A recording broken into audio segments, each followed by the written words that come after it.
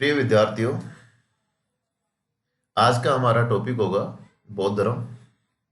इसकी शुरुआत कर रहे हैं। और जो धार्मिक आंदोलन छठी शताब्दी ईस्वी पूर्व शुरू हुआ था, और ये जो धार्मिक आंदोलन था जैन धर्म और बौद्ध धर्म के रूप में, हम ये मानते हैं कि ब्राह्मणवाद की एक प्रतिक्रिया के रूप में भी हम इसको मान सकते हैं। तो इसी कड़ी में पहले हमने जैन धर्म के बारे में देखा था, और आज हम बौद्ध धर्म के बारे में देखने वाले हैं कि बौद्ध धर्म का विकास किस प्रकार होता है, उसके संस्थापक कौन थे। शुरुआत हम करेंगे महात्मा बुद्ध का जो जीवन, तो उसे जीवन से संबंधित जो घटनाएं घटित हुई थी। क्योंकि ज़्यादातर क्वेश्चंस, बहुत से क्वेश्चंस जो छोटे कंपटीशंस में आते हैं यहीं से आते हैं। और उसके बाद फिर हम उसकी शिक्षाओं के बारे में चर्चा करेंगे। बौद्ध धर्म का विकास किस प्रकार होता है भारत में, उसके बारे में चर्चा करेंगे। विदेशों में इसका प्रचार किस प्रकार होता है और किन किन शासकों का बहुत बड़ा योगदान रहा, इन सब की चर्चा हम यहाँ करने वाले हैं। और आखिर में हम देखते हैं कि भारतीय संस्कृति को बौद्ध धर्म की क्या देन रही, क्या कारण रहे कि बौद्ध धर्म का बाद में पतन भी होता है। तो इसी कड़ी में सबसे पहले हम आपको समझाने जा रहे हैं कि महात्मा बुद्ध का जो जीवन परिचय था वो किस प्रकार का रहा था। इसमें हम देखेंगे कि छठी शताब्दी ईस्वी पूर्व में जो धर्म सुधार आंदोलन के परिणाम स्वरूप जिन नवीन धर्मों का उदय और विकास हुआ, उसमें हम मुख्यतः जैन धर्म और बौद्ध धर्म को मानते हैं। जैन धर्म की तरह ही बौद्ध धर्म ने भी वैदिक या ब्राह्मण धर्म को चुनौती दी थी। महावीर की तरह बौद्ध ने भी अपने जीवन काल में ही अपने अनुयायियों की बहुत बड़ी संख्या बना ली थी, और उनकी मृत्यु के पश्चात हम देखते हैं कि बौद्ध धर्म काफी फलता फूलता रहा, और इसने जैन धर्म से अधिक प्रभावशाली ढंग से लंबे समय तक भारतीय इतिहास को भी प्रभावित किया। तो ये एक साधारण बात थी। जैन धर्म काफी विस्तार से आपको हमने बताया है, और यहाँ पे ये बौद्ध धर्म है। महात्मा बुद्ध का परिचय, जो कि बौद्ध धर्म के संस्थापक के रूप में महात्मा बुद्ध का नाम आता है, तो हम इतना बता दें कि इसके संस्थापक गौतम बुद्ध थे, और इसके पिता का नाम शुद्धोधन था, जो कपिल वस्तु के शाक्यों के गणराजा थे। शाक्य वंश कपिल वस्तु में था, और उसके राजा थे कौन? शुद्धोधन। गौतम बुद्ध की माता का नाम महामाया था, और वह कौशल राज की राजकुमारी थी। 566 ईस्वी पूर्व, कहीं कहीं पर देखने को मिलता है 563 ईस्वी पूर्व, गौतम बुद्ध का जन्म होता है कपिल वस्तु के निकट लुम्बिनी ग्राम के आम्रकुंज में इसका जन्म होता है। बुद्ध के जन्म से संबंध अनेक रोचक कथाएं हम पाली साहित्य में देख सकते हैं। कहा जाता है कि एक बार बालक के जन्म पर देवताओं ने स्वर्ग से पुष्प वर्षा की, और भविष्य वक्ताओं ने भविष्यवाणी की थी कि आगे चलकर ये बालक एक चक्रवर्ती राजा या महान सन्यासी बनेगा। गौतम बुद्ध के जन्म के एक सप्ताह के अंदर ही उसकी माता की मृत्यु हो जाती है। माता का नाम क्या था? महामाया। एक सप्ताह, जब गौतम का जन्म होता है तो एक सप्ताह बाद उसकी मृत्यु हो जाती है। और अब जो बालक का पालन पोषण थी उसकी मौसी, जिसका नाम था महाप्रजापति गौतम। यहाँ पे क्वेश्चन बनता है, महामाया कौन थी और महाप्रजापति गौतमी कौन थी? तो ये मौसी थी बुद्ध की, तो उस बालक का जो पालन पोषण था वो गौतमी ने किया। इस बालक का नाम सिद्धार्थ रखा गया, परंतु गौतम गोत्र में उत्पन्न होने के कारण उसे गौतम भी कहा जाता है। ठीक है, क्लियर होना चाहिए कि गौतम शब्द कहां से निकला है, कि उसका गोत्र था, इसके कारण उसको गौतम बुद्ध भी कहा जाता है। सिद्धार्थ का बचपन ठीक वैसे ही व्यतीत हुआ जैसे किसी अन्य राजपुत्र का हो सकता है। उनके पिता ने उसकी सुख सुविधा और शिक्षा दीक्षा की, तथा उसकी जो भी व्यवस्थाएं थी उसकी बहुत अच्छी व्यवस्था की थी। क्षत्रिय राजकुमार को दी जाने वाली सारी सुविधा उसके लिए की गई। उसके निवास के लिए अलग अलग मौसम में रहने योग्य महल और उपवन यानी कि बाग भी बनाए गए। उसे सदैव रास रंग में बांधे रखने का प्रयास किया गया, है ना, महिलाओं के बीच में भी उसको रखा गया। तो काफी कुल मिला के एक लग्जरी लाइफ उसके पिता ने उसके लिए रखी। इसी उद्देश्य से 16 वर्ष की आयु में ही उसका विवाह भी कर दिया गया। किससे? यशोधरा। उसका नाम था गोपा। और उसके बाद राहुल नाम की पुत्र की प्राप्ति भी हो जाती है। शुद्धोधन जो राजा था, गौतम के पिता थे, उनके प्रयासों के बावजूद सिद्धार्थ बचपन से ही चिंतनशील रहने वाला था। वह हमेशा एकांत में वृक्ष के नीचे ध्यान मग्न होकर बैठ जाते थे। यशोधरा से शादी होने की पर भी खुशी नहीं मिली। राहुल पैदा हो गया, उसके बाद भी सुख शांति उसको नहीं मिली और वो एक ध्यान मग्न होकर बैठा रहता था। वे संसार की अवस्था और जीवन की निसारता से दुखी हुआ करता था। राजप्रासाद यानी कि जो महल है उनको राजप्रासाद बोलते थे, जहां राजा रहते थे। राजप्रासाद का समस्त वैभव और विलासितापूर्ण जीवन उन्हें बिल्कुल भी रास नहीं आया। जो सुविधा उसके पिता ने, जो सुद्धोधन था, उसने उसके लिए सारी सुविधाएं जो दे रखी थी, वो बिल्कुल भी रास उसको नहीं आ रही थी। और वे अब जो माया मोह था उससे छुटकारा पाने के उपाय सोचने लगा। इसी क्रम में नगरों में भ्रमण के दौरान उन्होंने मानव जीवन की 4 अवस्थाओं को देखा। जब एक नगर के लिए भ्रमण पे निकला तो उसने देखा, एक वृद्ध को देखा, फिर एक रोगी को देखा, फिर एक मृतक को देखा, फिर उसके बाद उसने एक सन्यासी को देखा। और इन्हें देखकर उनके दिल में वैराग्य उत्पन्न हो गया। एक रात जब नृत्य संगीत के कार्यक्रम के पश्चात सभी व्यक्ति निद्रा निमग्न हो गए थे, यानी कि सो गए थे, तब गौतम की नींद एकदम से खुली। और जब खुली तो उसने देखा कि अस्त व्यस्त श्रृंगार विहीन लगभग निवस्त्र गणिकाओं को देखकर गौतम के मन में वितृष्णा और घृणा की भावना पैदा हो गई।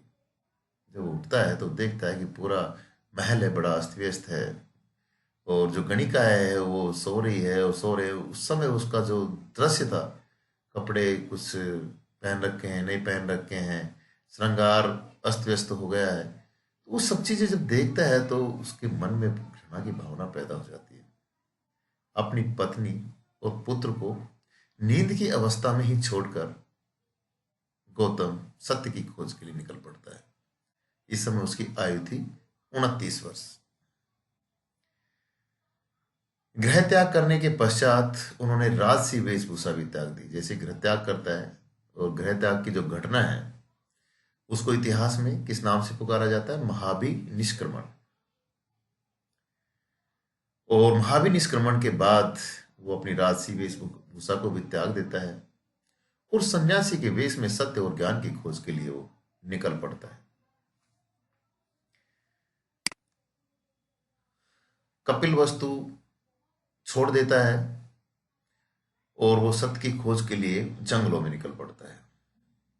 उन्होंने तत्कालीन जो सुविख्यात आचार्य, जो आज के हम टीचर्स बोलते हैं, गुरुदेव बोलते हैं, आचार्यों वैशाली के आलार कलाम तथा राजगृह के रामपुत्र के आश्रमों में जाकर ज्ञान प्राप्त करने का भी प्रयास किया। तो शुरुआती दौर में उसने जो मुख्य जो आचार्य थे, चाहे वैशाली का आलार कलाम हो, बहुत पूछा गया है, और राजगृह का रामपुत्र थे, उनके आश्रम में जाकर ज्ञान प्राप्त करने का प्रयास भी किया, लेकिन फिर भी उसको संतोष नहीं मिलता है।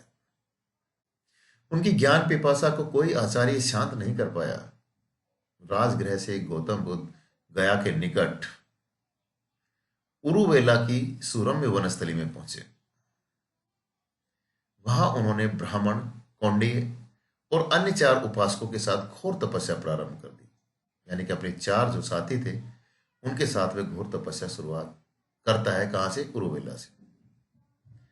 कठिन साधना और अन्य जल के त्याग के चलते उसका पूरा शरीर सूख कर जर्जर हो जाता है, परंतु उन्हें मनोवांछित उपलब्धि फिर भी नहीं मिली।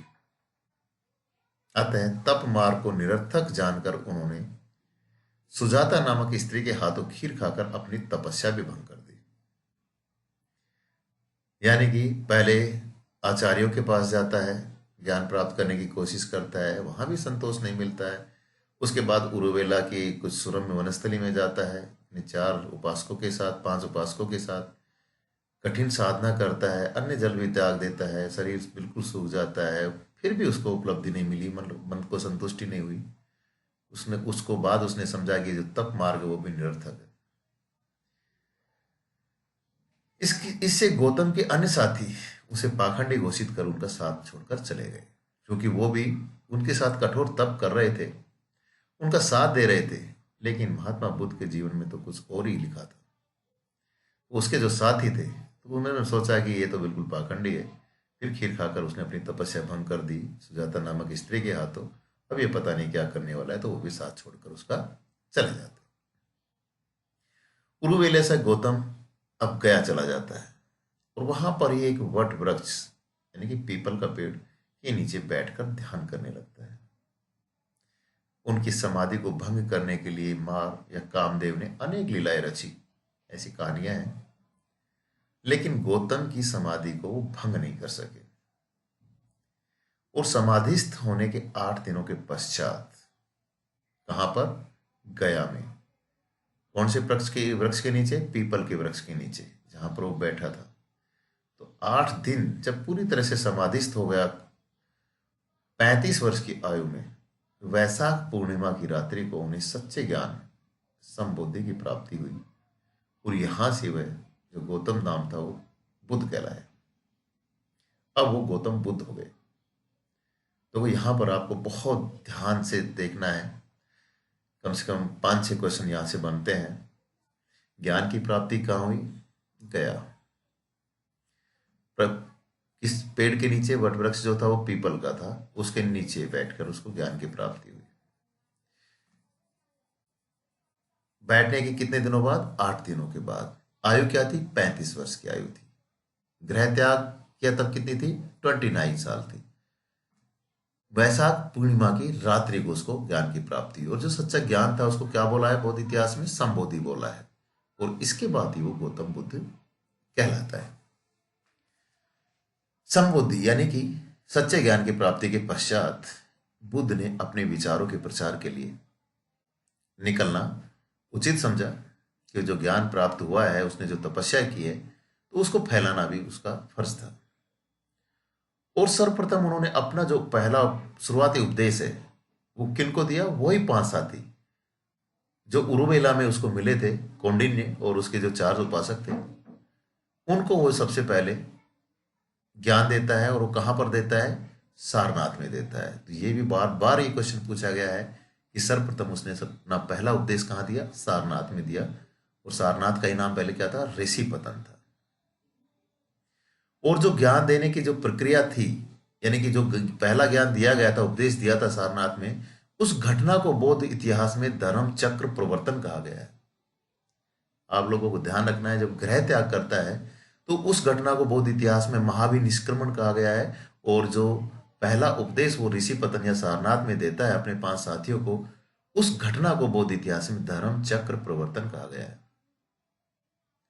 और यहीं पर वह संघ की भी स्थापना करता है। बुद्ध के 5 साथी और बनारस के श्रेष्ठी यश भी बुद्ध के शिष्य और संघ के सदस्य बन जाते हैं।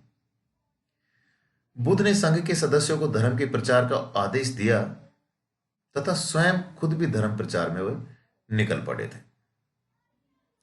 बनारस में से बुद्ध अब मगध की तरफ मुड़े, जो अनेक धर्म प्रचारकों की कर्म भूमि थी। उस समय मगध बहुत शक्तिशाली था। बिंबिसार, अजातशत्रु, उदयन, नंदवंश के शासक, बहुत महत्वपूर्ण शासक उस समय हुए थे। राजधानी मगध उस समय राजगृह थी। यद्यपि पहले उनका बहुत विरोध हुआ, लेकिन धीरे धीरे फिर उसके शिष्यों की संख्या भी बढ़ने लगती है। मगध के राजा बिंबिसार ने उनके उपदेशों से प्रभावित होकर उनका धर्म स्वीकार कर लिया, और नगर के अनेक व्यक्ति भी फिर उसके बाद बुद्ध के शिष्य बन जाते हैं। मगध के अतिरिक्त वैशाली, कौशल इत्यादि जगहों में भी घूम घूम कर बुद्ध ने अपने धर्म का प्रचार किया, और 40 वर्षों तक प्रतिदिन 20 से 30 किलोमीटर चलकर भ्रमण करते हुए सिर्फ बारिश के दिनों को वो छोड़ता था। बाकी जो भी दिन होते थे उसमें बुद्ध ने मानव जीवन को एक नया संदेश दिया। और उस समय के जो बहुत प्रभावशाली शासक थे, जो अभी बताया था कि बिंबिसार हो, अजातशत्रु हो, कौशल का नरेश प्रसन्नजीत हो, और अनाथ पिंडक जैसे धनी व्यापारी, और आम्रपाली जैसी नगर वधु। आम्रपाली का भी नाम आपने काफी सुना होगा, जो नगर वधु के रूप में वहाँ प्रसिद्ध थी, ने भी बौद्ध धर्म को स्वीकार कर लिया। राज परिवारों के अनेक सदस्यों, गणराजाओं और उनकी जनता ने बुद्ध का स्वागत किया और उनके विचारों को ग्रहण किया। तो बुद्ध के पिता कौन था? शुद्धोधन। उसकी मौसी महाप्रजापति कौन थी? गौतमी। उसकी पत्नी यशोधरा और उसका पुत्र राहुल, इन सभी ने भी नया धर्म स्वीकार कर लिया। वैश्यों और व्यापारी वर्गों के अतिरिक्त आरंभिक अवस्था में अनेक ब्राह्मणों ने भी बुद्ध के विचारों को ग्रहण किया। जीवन के अंतिम काल में बौद्ध धर्म का प्रचार करते हुए कुशीनगर, है ना, कुशीनगर जो आज कस्या जिला देवरिया उत्तर प्रदेश में है, वहां पर वह पहुंचता है अंतिम समय में प्रचार करते हुए बौद्ध धर्म का।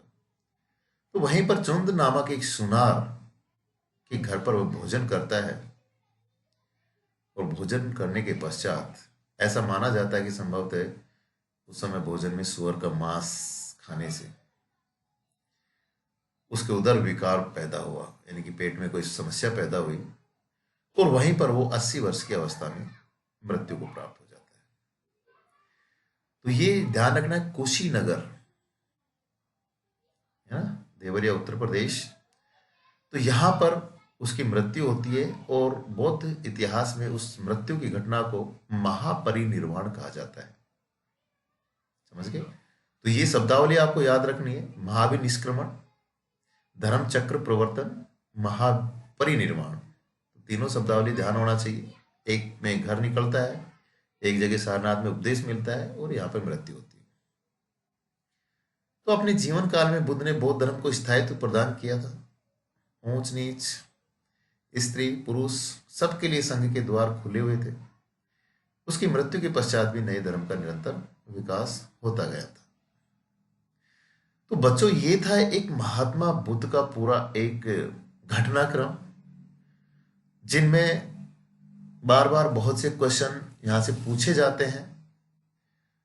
बहुत महत्वपूर्ण आपके लिए ये टॉपिक है, तो इसको आपको ध्यान रखना है। जो भी आपको बताया गया है, उसका जन्म कहाँ हुआ, कपिल वस्तु में हुआ, कब हुआ, 566 या 563 ईस्वी पूर्व हुआ। ग्राम का नाम भी पूछे तो लुम्बिनी ग्राम में हुआ था। उसकी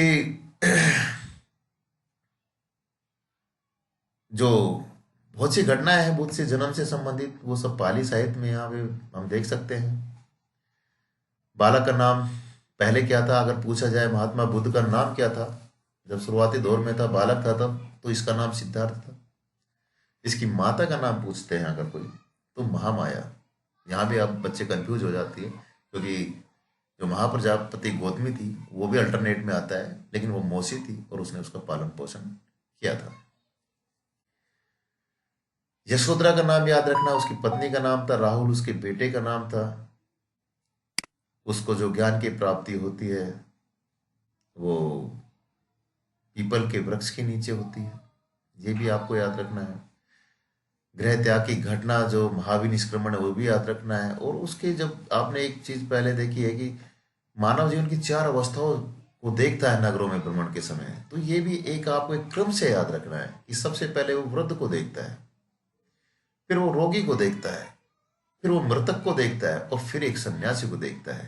तो उसको सन्यासी का जीवन अच्छा लगा, है ना, और उसके बाद उसके मन में वैराग्य की भावना पैदा होती है। तो फिर उसके बाद ज्ञान की खोज में उसने काफी कुछ तपस्याएं की। 5 साथी मिले उसको उरुवेला में, उन्होंने उसके साथ कठोर तपस्या की, लेकिन वो बीच में छोड़कर चले गए। महात्मा जो गौतम है वो फिर चला जाता है गया, और वहां पर वो पीपल के नीचे बैठता है, और 7वें दिन उसको ज्ञान की प्राप्ति होती है, जिसको बौद्ध इतिहास में संबोधि कहा गया है। वो फिर उसको सारनाथ में पहला उपदेश देता है। राजधानी राजगृह, मगध की राजधानी राजगृह पहुंचता है, विरोध होता है, लेकिन फिर उसके शिष्यों की संख्या बढ़ती जाती है। बहुत महत्वपूर्ण शासक जो है वो बौद्ध धर्म ग्रहण कर लेते हैं, चाहे बिंबिसार, अजातशत्रु, प्रसेनजीत जो भी हैं, सभी बौद्ध धर्म ग्रहण करते हैं। और आखिर में वो कुशीनगर में महापरिनिर्वाण हो जाते हैं। तो ये एक बौद्ध धर्म का, सॉरी, महात्मा बुद्ध का एक घटनाक्रम है जो आप लोगों के लिए बहुत महत्वपूर्ण है। और कितने भी ग्रंथ पढ़ो, लेकिन क्वेश्चंस आपको यहीं से मिलने हैं।